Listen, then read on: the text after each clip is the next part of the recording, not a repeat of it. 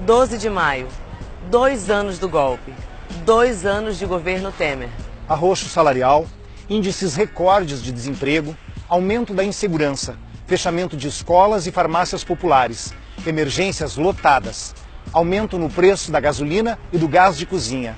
Fazer o rancho no super está cada dia mais caro. E tudo isso tem a ver com você, com todos nós. Depois desse período desastroso para os brasileiros, muita gente que saiu às ruas pelo tal impeachment se arrependeu e parou de bater as panelas. Ficou claro o objetivo do golpe: implantar um outro programa de governo que não venceu nas urnas para retirar direitos da classe trabalhadora. E como esses 2 anos pareceram décadas, a gente organizou uma retrospectiva desse processo que demonstra que é um golpe de Estado organizado e financiado pelo capital financeiro nacional e internacional. Afinal, as eleições estão chegando e a gente precisa abrir o olho, né? Vamos lá? Dia 25 de outubro, Dilma Rousseff é reeleita presidenta do Brasil, com 51% dos votos. A eleição de 2014 foi atravessada por delações da Lava Jato e por capas de jornais e revistas que acusavam Dilma e Lula de conhecer os esquemas denunciados da Petrobras, fato que o próprio TSE considerou como propaganda eleitoral. Mas o PSDB é que nem criança birrenta, não sabe perder. 4 dias depois da derrota, Aécio Neves pediu recontagem dos votos, insinuando fraudes nas urnas. Um mês depois, o PSDB pediu a cassação da chapa Dilma Temer no TSE, alegando abuso de poder econômico e solicitando, inclusive, a diplomação de Aécio como presidente. Em 2015, já no segundo mandato, mais de 60 pedidos de impeachment de Dilma foram apresentados. Entre eles, o aceito por Eduardo Cunha em dezembro, de coautoria de Janaína Pascoal. O Brasil não é a República da Porra! Que admitiu ter recebido uma quantia diferenciada. Adivinha de quem? Do PSDB. Eu fui contratada pelo PSDB em maio, nós propusemos o processo em setembro. Setores da oposição de direita saíram às ruas desde março de 2015 até a queda da presidenta. Dia 29 de outubro, o PMDB propõe a plataforma Ponte para o Futuro, documento com análise da crise brasileira que apontava saídas duras para o país. O próprio Michel Temer admitiu em pronunciamento que Dilma caiu porque recusou aplicar a ponte para o futuro. E até sugerimos ao governo que adotasse as teses que nós apontávamos naquele documento chamado Ponte para o Futuro. E como isso não deu certo, não houve adoção, instaurou-se um processo que culminou agora com a minha efetivação como presidência da República. Depois de presidente, Michel Temer disse em entrevista, na maior cara de pau, que Cunha lhe confessou que aceitou o impeachment por vingança, logo após o PT anunciar que iria depor contra ele na Comissão de Ética da Câmara. Ele me ligou dizendo, olha, tudo aquilo que eu disse não vale, porque agora eu vou chamar a imprensa e vou dar início ao processo de impedimento. Então veja que coisa curiosa, se o PT tivesse votado nele naquela comissão de ética, é muito provável que a senhora presidente continuasse. O ano de 2016 começa com as ruas polarizadas entre as manifestações de vermelho e as de verde e amarelo. Estas últimas apoiadas e divulgadas pelos grandes meios de comunicação. Dá um tempinho na cobertura do esporte. Vamos falar das manifestações que acontecem pelo país. Em 29 de março, o PMDB oficializa sua saída da base do governo Dilma, deixando claro seu caráter traidor e vendido. Em abril, o golpe toma seu caráter parlamentar. Deputados e senadores aprovam o impeachment em sessões televisionadas que foram um verdadeiro show de horrores em cadeia nacional. Pelo amor à vida, pelos fundamentos do cristianismo, por todos os corretores de seguros do Brasil, pela família quadrangular e evangélica em todo o Brasil. Por Deus! Feliz aniversário, Ana, minha neta! Há 2 anos, no dia 12 de maio de 2016, Michel Temer assume a presidência de forma interina, já fechando ministérios e aplicando seu plano, que nada mais é do que uma ponte para o inferno. A solução mais fácil era botar o Michel.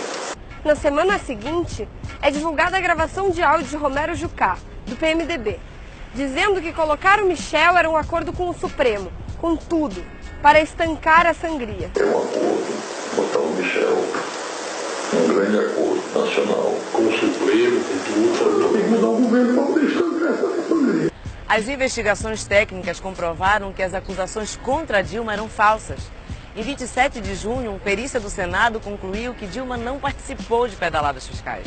Em 14 de julho, o Ministério Público declarou que pedaladas atribuídas a Dilma não são crime de responsabilidade. Mesmo assim, em 31 de agosto, o Senado aprova o impeachment por 61 votos a 20 e Michel Temer permanece na presidência, então de forma definitiva. Os golpistas nunca estiveram preocupados com a corrupção.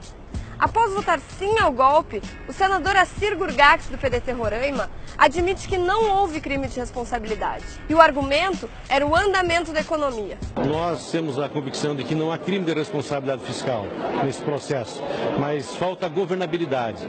E a volta da presidenta nesse momento poderia causar um transtorno ainda maior para a economia brasileira.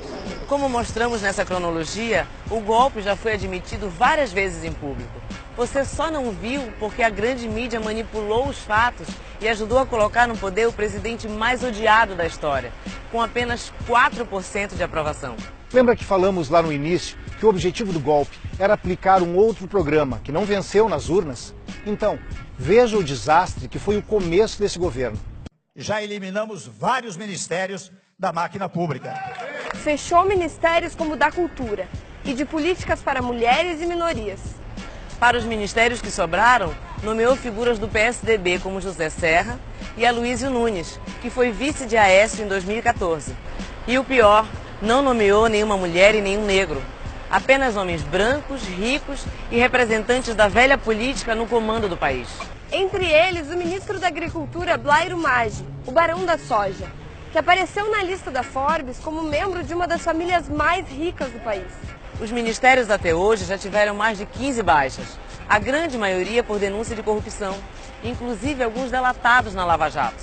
Mais de 55 ministros já foram empossados desde que Temer assumiu. O impeachment não foi contra a corrupção, pelo contrário, foi para colocar uma verdadeira quadrilha de corruptos no poder. Depois, Temer leiloou o pré-sal para petrolíferas americanas a preço de banana. Antes, os recursos eram 75% para a educação e 25% para a saúde. E adivinhe, ele também quer vender a Petrobras. É o maior pacote de privatizações dos últimos 20 anos. Mais de 75 estatais estão na mira. O presidente ilegítimo quer entregar para os seus comparsas as empresas mais lucrativas do Estado, entre elas a Casa da Moeda e a Eletrobras, e também aeroportos, rodovias e ferrovias. Quem vestiu verde e amarelo gritando "Eu quero meu Brasil de volta", achando que seus heróis eram nacionalistas, foi enganado. Os golpistas são entreguistas e planejam desnacionalizar o patrimônio público de todos os brasileiros. Para privilegiar o pagamento da dívida pública a banqueiros e rentistas, o governo aprovou a Emenda Constitucional 95, que congelou gastos públicos primários por 20 anos, o que implica reduzir recursos em saúde, educação, segurança, previdência, saneamento, entre mais de 15 pastas, abrindo as portas para a privatização. Você vai ter de pagar por algo que antes era um direito. Uma insanidade completa, um roubo. Aprovou a terceirização sem limites, aumentando a precarização e a exploração do trabalho. Aprovou a reforma trabalhista, que retirou mais de 110 direitos dos trabalhadores, rasgando a CLT.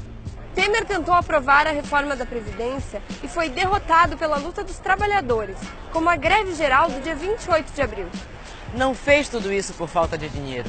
Grana tem, mas só para os seus amigos. Temer já aprovou mais de 18 bilhões para emendas parlamentares, além de conceder 1 trilhão em benefícios fiscais para grandes empresas, principalmente bancos e petrolíferas americanas. Todos esses fatos apontam que é um golpe de elite patronal, de caráter parlamentar, jurídico, civil e midiático. Instalaram a cultura do ódio no país e incendiaram a política. Vimos acontecer agressões nas manifestações sociais em todo o território nacional. Vimos o assassinato de Marielle Franco, Anderson Gomes e lideranças de movimentos sociais do campo e da cidade, quilombolas, indígenas, somando mais de 40 assassinatos nos últimos 2 anos, culminando com os tiros na caravana de Lula e no acampamento Marisa Letícia, em Curitiba. Te liga! A eleição de 2018 está chegando e os mesmos golpistas já querem trapacear de novo. Prenderam o Lula sem provas e com uma única finalidade: retirá-lo da disputa e abrir caminho para seus amigos. Não foi por corrupção, triplex ou coisa assim. Foi porque o ex-presidente é líder absoluto nas pesquisas, com mais do dobro do segundo colocado em todos os cenários. Eleição sem Lula é fraude e é mais uma fase do golpe. Afinal, não fizeram tudo isso para derrubar Dilma e perder o poder 2 anos depois. Olho aberto. Isso tudo não é apenas sobre eleições. É sobre que projetos estão em disputa. Estamos fazendo 30 anos da Constituição de 88. E o que está em jogo é a democracia e o Estado democrático de direito. É preciso defender a realização de um plebiscito popular para revogar as medidas de Temer, reafirmando que todo o poder emana do povo. É preciso criar comitês populares em defesa dos direitos e da democracia.